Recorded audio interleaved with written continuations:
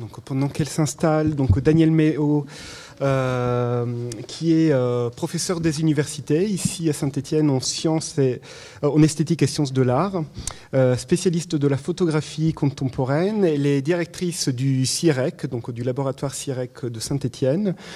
Ces questions portent sur la photographie d'archives, le lien également entre territoire, espace de géographie et photographie.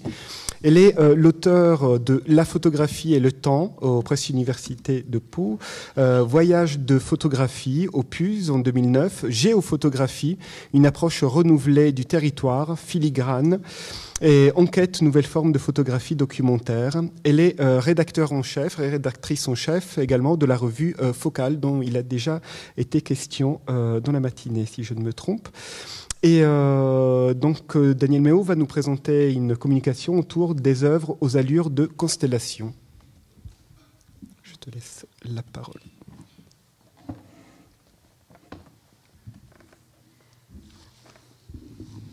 Voilà, donc je pense qu'il y aura pas mal d'échos, j'espère pas de répétition, mais enfin de convergence avec l'intervention de Arnaud.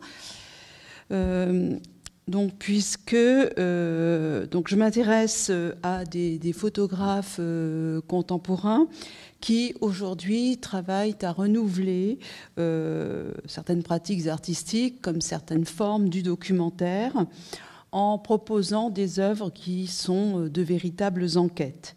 Donc on peut dire, pour aller vite, parce que je ne vais pas m'étendre là-dessus, qu'ils calquent, pour ainsi dire, leur manière de faire sur celle des détectives, qui tentent d'élucider une affaire, ou encore sur celle des chercheurs en sciences sociales qui sont lancés dans un minutieux travail de terrain, puisque la démarche du détective, comme celle du chercheur, relève peu ou prou, en tout cas à certains égards, d'une mécanique commune. Donc, au fil de leur rigoureuse entreprise d'investigation, ces photographes recueillent des informations, ils collectent des éléments qui sont de nature variée, des épreuves photographiques, bien sûr, certaines qu'ils font, certaines qu'ils trouvent, des éléments d'archives, nous venons de le voir, des témoignages enregistrés, des croquis, enfin des éléments de nature très diverses. Et donc ces matériaux rassemblés se trouvent ensuite organisés en des dispositifs qui sont divers. Ils peuvent être combinés en des coffrets, dans des boîtes, rassemblés dans des livres, dans des carnets, au sein d'installations, d'expositions, de sites web. Autrement dit, ils entrent dans des combinatoires qui sont de nature variée et où ils sont agencés selon des relations de collaboration, de complémentarité.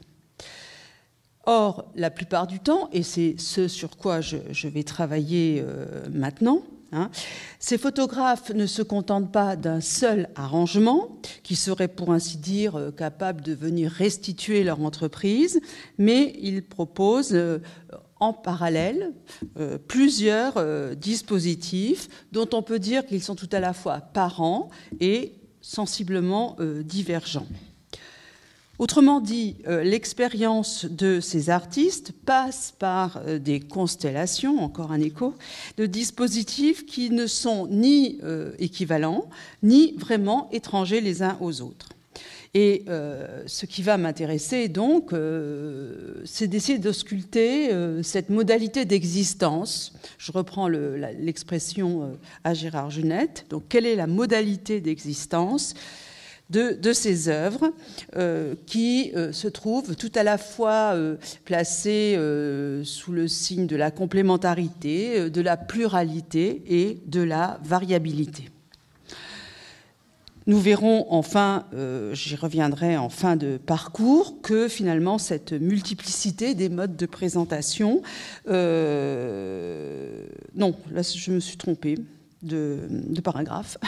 Donc ce que je veux signaler maintenant, c'est que on ne peut pas couper cette diversité de formes d'un contexte de diffusion de l'art contemporain Et donc, il est certain que ces diversités de formes de présentation participent également de la volonté de ces photographes de donner une forme de visibilité à leur travail.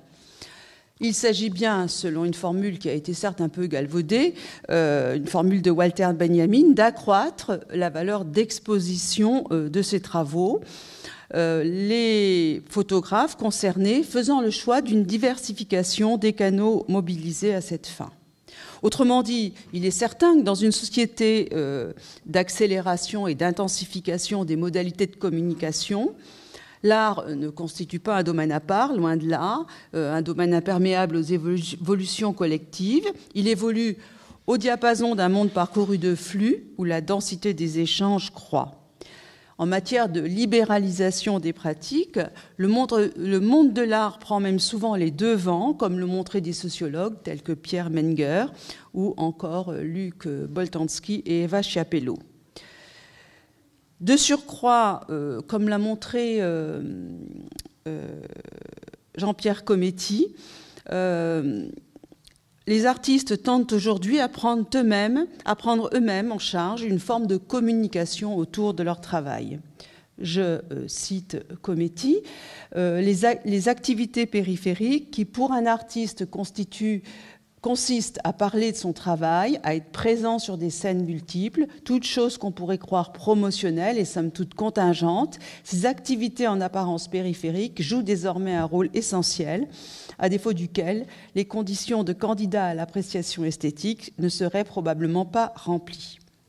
Et donc, il me semble que c'est un élément de la réflexion, c'est-à-dire que cette extension des tâches est telle, aujourd'hui, que de l'œuvre, au mode de diffusion de l'œuvre, une certaine porosité tend souvent à s'instaurer. Et il ne s'agit absolument pas là de le déplorer, mais bien de le constater.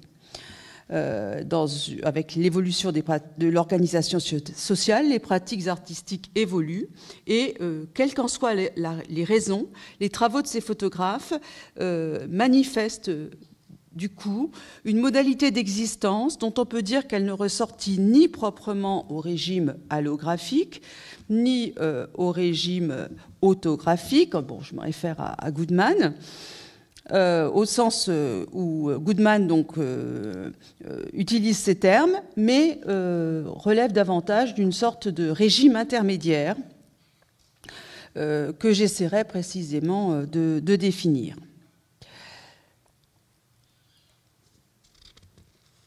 Et donc, oui, c'est le mélange que je faisais tout à l'heure. Nous verrons en fin de parcours que c'est au travers du processus même de l'enquête que cette diversité de formes prend son sens. Alors, quelques mots maintenant sur les œuvres dont je vais partir, que j'analyserai pas en détail, mais qui me serviront plutôt d'exemples pour bâtir mon propos.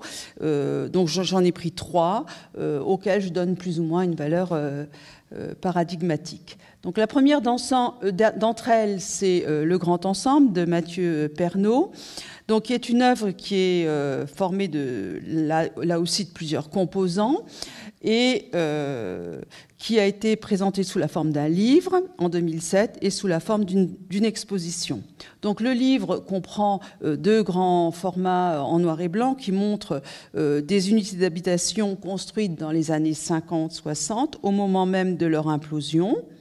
Et puis on trouve aussi dans les pages du livre des cartes postales qui sont de beaucoup plus petite taille, la taille de cartes postales, et qui proposent une vision séduisante des grands ensembles et de leurs abords au moment où ils ont été construits.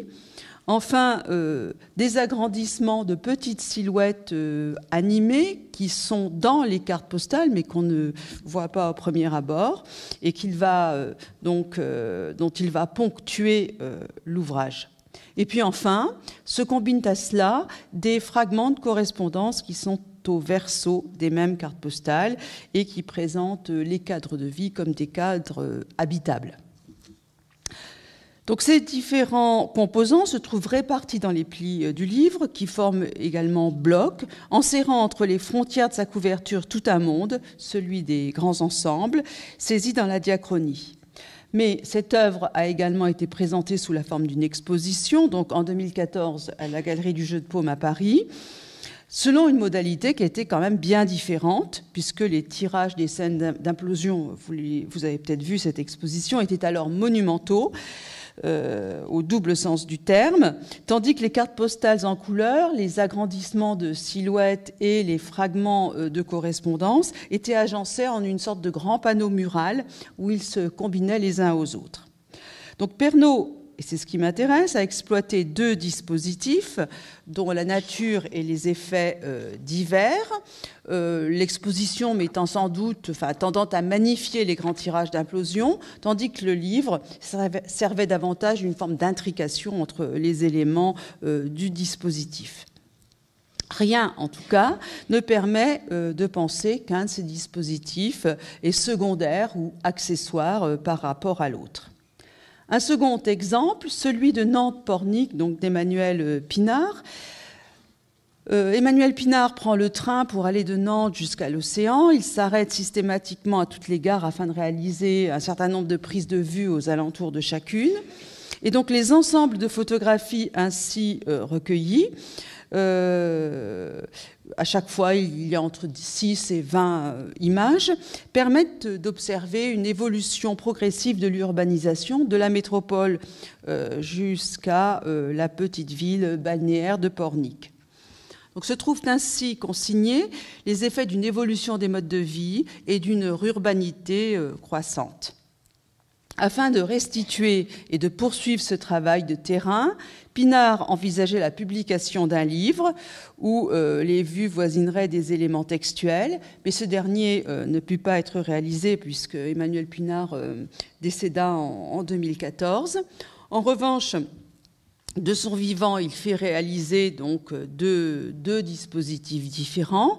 Le premier est un petit coffret vert sapin qui réunit 10 enveloppes, chacune portant le nom d'une gare inscrit sur l'enveloppe, le nom d'une gare et son emplacement sur le parcours, sur l'itinéraire que vous avez sous les yeux.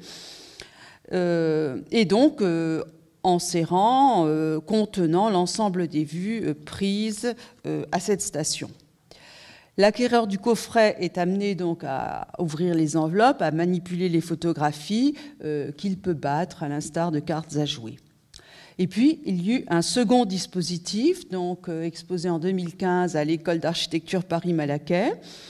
Donc voici l'installation qui était montrée en 2015. Donc on voit la ligne ferroviaire qui est dessinée au mur, avec les principales gares marquées par un point. Sous cette ligne, 10 tablettes de petite taille, chacune correspondant à une station. Les tablettes sont à peu près espacées de 10 cm et elles sont reliées donc par des câbles qui sont visibles. Sur chaque écran se succèdent les vues prises aux environs d'une même gare, le défilement en boucle étant interrompu de la présentation d'un carton qui indiquait la localité concernée. Donc la quantité d'images prises sur chaque site est différente, de sorte que la rapidité de passage de chacune des séquences n'est pas la même d'une tablette à l'autre. L'ensemble fluctue, cliquette, clignote. Voilà. Donc si le livre ne put être fait, ici encore, rien ne permet de supputer donc une hiérarchie entre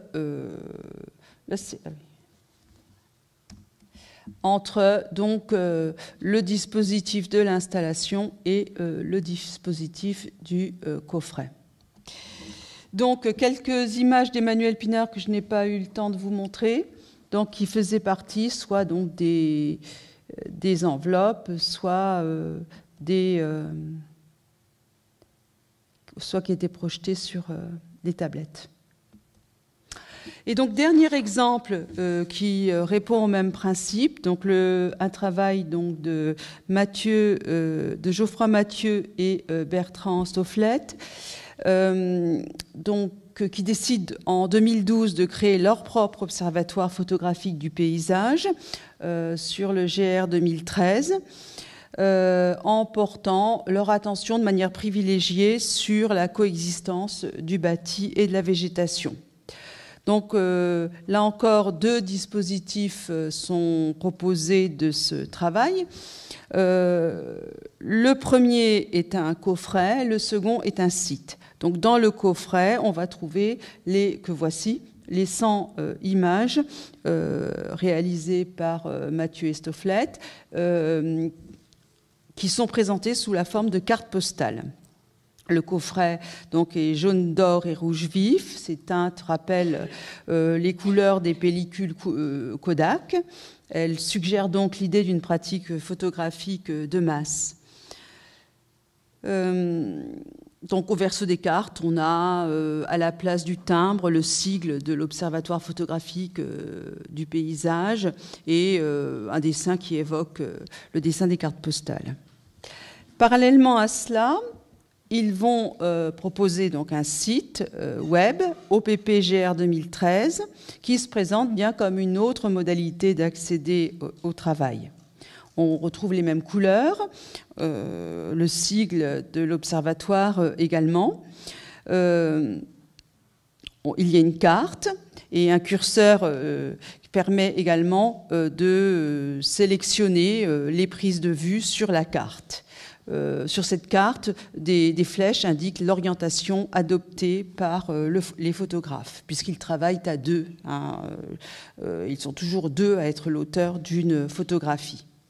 De surcroît, sur le site, l'internaute peut collaborer à l'entreprise puisqu'il peut choisir un site et assurer la reconduction des prises de vue sur une période de plusieurs années. C'est-à-dire que 30 photographies sont directement reconduites par Mathieu Estoflette et 70 autres sont proposées à la reconduction. Voilà, donc ce sont 3 exemples sur lesquels je ne reviendrai pas, enfin, que incidemment finalement, puisque je les prends pour leur valeur paradigmatique. Ce qui m'intéresse, c'est de voir que dans chacun de ces cas, il y a, pour les exemples que j'ai pris, 2 modalités de présentation, 2 types de dispositifs assez différents qui sont adoptés. Il pourrait y en avoir bien davantage.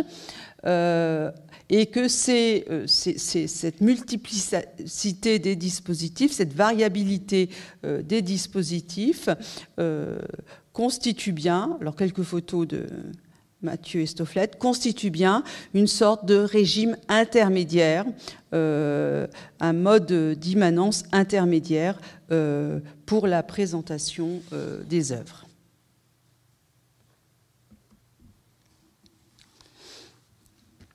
Donc, force est de constater que dans les 3 cas que j'ai envisagés, les dispositifs proposés combinent à chaque fois des éléments qui sont hétérogènes. Et donc, première remarque sur laquelle je ne reviendrai plus d'ailleurs, il y a à la fois des images prises par les photographes eux-mêmes, des vues faites par d'autres, des archives par moments, des textes, des cartes, des croquis. Et donc, le fonctionnement même de ces éléments est varié, certains relevant d'un régime allographique, d'autres d'un régime autographique. Mais ce qui me paraît le plus intéressant, c'est que nous sommes à chaque coup face à des réalisations qui sont polygraphiques et donc qui combinent, donc là aussi je m'en mêle, qui combinent ces différentes modalités de régime. Mais ce qui paraît vraiment intéressant, c'est donc leur hétérogénéité, qui fait donc la variabilité des dispositifs possibles. Cette variabilité ne relevant pas finalement de contingences, qui seraient des contingences des lieux d'exposition ou de contraintes extérieures, mais véritablement d'une sorte de dessin qui est celui des photographes. Donc à chaque coup, les supports divergent, les tailles divergent, l'organisation des éléments n'est pas la même, les espaces ménagés entre eux varient, l'accessibilité des éléments n'est pas similaire, les conditions sociales d'appréhension également diffèrent. Alors, on pense à une réflexion qui était celle de Nathalie Hennig dans le paradigme de l'art contemporain, qui disait, voilà donc en quoi consiste tendanciellement le destin de l'art contemporain, une allographisation de l'autobiographique, les œuvres étant de moins en moins réductibles à un objet unique et de plus en plus équivalentes à l'ensemble ouvert de leurs actualisations. Donc cette remarque me paraît relativement pertinente. C'est vrai qu'on peut penser dans une certaine mesure que les œuvres que j'ai prises en compte relèvent de cette tendance ou manifestent cette tendance, participent de ce tropisme qui se trouve pointé par la sociologue. Mais pour autant, et c'est la question que je me suis posée, est-ce qu'on peut considérer qu'elle relève d'un régime que l'on pourrait dire allographique ?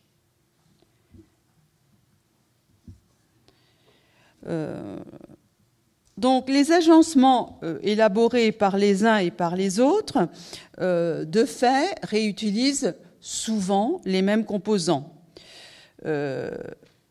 Et on peut dire aussi qu'ils reprennent des partis pris qui vont faire appel à une logique sensiblement similaire. Bon, ainsi, par exemple, pour Nantes Pornic, les vues réalisées aux alentours d'une même gare sont regroupées, que ce soit dans une même enveloppe ou au sein d'une même tablette.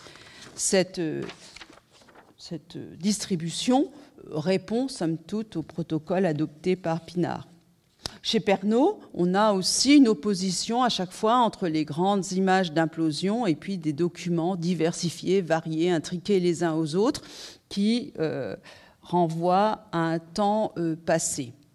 D'ailleurs, le photographe confie avoir d'abord réalisé les vues de grande taille et puis ensuite avoir mené une enquête pour trouver des témoignages de l'époque de leur construction et avoir trouvé les inscriptions manuscrites. Donc, certainement que on peut trouver derrière ces actualisations variées une sorte de schème commun, une cohérence. Somme toute, on ne peut pas dire qu'il s'agit là d'œuvres différentes. Il est bien clair que ce sont les modulations ou les fluctuations d'une même œuvre. Dans le même temps, dans chacun de ces cas, loin du régime, nous sommes quand même loin du régime allographique qui suppose une absence de pertinence de la diversité des manifestations matérielles de l'œuvre qui sont proposées. Ainsi, Genette définit, qui a repris Goodman et qui l'a interprété d'ailleurs à sa façon, Genette définit l'œuvre allographique comme une œuvre de nature idéale. Ainsi, la Chartreuse de Parme de Stendhal, qu'elle soit publiée en bibliothèque de la Pléiade ou en livre de poche sur mauvais papier, demeure rigoureusement inchangée puisqu'elle préexiste à ces supports et excède leur existence concrète. Donc pour Genette, et il en vient à le définir très clairement, parler du régime allographique suppose que l'on opère une réduction de l'œuvre à certains traits qui sont considérés comme essentiels, alors que d'autres sont tenus pour contingents. Et donc je cite la Genette, le passage d'une œuvre du régime autographique au régime allographique suppose et, à vrai dire, consiste en une opération mentale, plus ou moins consciente, d'analyse en propriétés constitutives et contingentes, et de sélection des seules premières en vue d'une éventuelle itération correcte, présentant à son tour ses propriétés constitutives accompagnées de nouvelles propriétés contingentes. Dès lors, il faut bien convenir qu'une telle réduction s'avère impossible pour les travaux qui nous occupent. Quels pourraient être les traits essentiels retenus ? Si le choix effectué amenait par exemple à retenir les photographies réalisées, cela conduirait à considérer que ces photographes sont de simples faiseurs d'images, éventuellement des collecteurs de données, pour lesquels il pourrait penser de vagues organisations, mais que les dispositifs qu'ils présentent ne constituent pas des réalisations à part entière dont ils sont les auteurs, ou alors sont strictement contingents. Hors de ces agencements, il est évident qu'ils sont bel et bien les concepteurs. Ils n'en ont pas délégué à d'autres l'élaboration. D'ailleurs, de moins en moins, on peut dire que les photographes se cantonnent à la production d'images, appréhendées comme des isolats, pour penser l'ensemble d'une démarche et d'un dispositif dans lequel elle s'insère. Donc, dans les travaux que j'ai considérés, les agencements proposés ne sont ni annexes ni secondaires. Les choix de taille, de support ont une extrême importance. Il est très important que les vues apparaissent sur les écrans rétroéclairés de tablettes ou sous la forme de tirages rangés dans un coffret. La modalité corporelle d'appréhension du dispositif par le spectateur est également primordiale. La position du visiteur d'exposition place ce dernier dans une relation qui s'écarte de la distance intime instaurée par le livre. Enfin, les modalités de consultation que propose le site Internet sont encore différentes. Bon, je rappelle les propos de Lev Manovitch. L'écran tient d'un champ de bataille où s'affrontent profondeur et surface, opacité et transparence, l'image comme espace d'illusion et comme instrument d'action. Donc à l'écran, les mots convoquent le modèle de la page, la photographie, celui de la fenêtre. Enfin, à l'écran, il y a aussi des symboles qui permettent qui fonctionnent comme des commandes, et à partir duquel l'internaute peut déclencher des opérations. Donc, dans ce cas, l'internaute peut adopter des photographies, décider de reconduction et participer à l'entreprise d'investigation qui est celle de Geoffroy et Stofflet. La matérialité et la forme des différents dispositifs retenus sont essentielles, donc de sorte qu'il est bien clair que les œuvres ne peuvent être appréhendées comme des œuvres dont le régime d'immanence est idéal, sauf à les appauvrir de manière considérable. Si on considère donc que chaque dispositif proposé ne constitue à proprement parler ni tout à fait la même chose, ni véritablement complètement autre chose, il faut bien convenir que ces œuvres ne ressortissent pleinement ni à un régime allographique, ni à un régime autobiographique, qu'elles relèvent de ce que Genette a appelé un régime intermédiaire. Je vous renvoie au texte de Genette où il a une longue étude sur la performance et il analyse le régime intermédiaire qui est celui de la performance. Les classements ont de fait une seule vertu essentielle qui est à mon sens, qui peut être considérée comme celle de stimuler l'insatisfaction et par voie de conséquence la réflexion. Pérec notait dans Pensée classée, le problème avec les classements, c'est qu'ils ne durent pas. À peine a-t-on fini de mettre de l'ordre que cet ordre est déjà caduc, mais peut-être est-ce là d'ailleurs tout leur intérêt. Donc dans chacun des cas considérés ici, d'un dispositif à l'autre, on a une solidarité qui est extrêmement forte. Pour le dire autrement, l'œuvre excède la variabilité des dispositifs proposés et prend des allures de constellation. Après avoir visité l'expo de Pernod, il est naturel de chercher à se procurer son livre. La manipulation du coffret de Pinard donne envie de voir l'installation qu'il a élaborée. Le site OPPGR 2013 propose, en un clic, l'achat du coffret réalisé par Mathieu et Stofflet. Donc ces dispositifs s'appellent et se complètent selon d'étroites relations que l'on pourrait considérer comme intratextuelles, si on veut reprendre un terme connu. Si dans chacun des cas envisagés, la réduction allographique est impossible, sans doute peut-on imaginer, et cela ça me paraît important, que le récepteur est à même d'effectuer à partir de ces différents dispositifs dont il a pris connaissance une forme de synthèse, ou pour le dire autrement, alors une opération mentale, active, constructive, dans sa mémoire, qu'il effectue dans la durée a posteriori. Du coup, en régime de variabilité des formes, on pourrait considérer que l'œuvre, dans sa globalité, n'apparaîtrait somme toute que peu à peu et après coup. Alors pour finir, je crois qu'il est important de resituer ces travaux dans des démarches qui sont des démarches d'enquête pour comprendre ce qui lie ces différents dispositifs les uns aux autres. À chaque fois, il s'agit d'un processus qui est dynamique. Ces dispositifs s'inscrivent grosso modo dans une histoire de production. Ils ne travaillent pas à restituer les résultats d'une enquête qui serait achevée, mais bel et bien à poursuivre, par le biais des agencements et des mises en relation, à poursuivre un questionnement, à le faire évoluer. Les rapprochements effectués ont un potentiel heuristique, ils poussent le récepteur à effectuer des comparaisons, à constater des différences, à supputer éventuellement des causes ou des conséquences.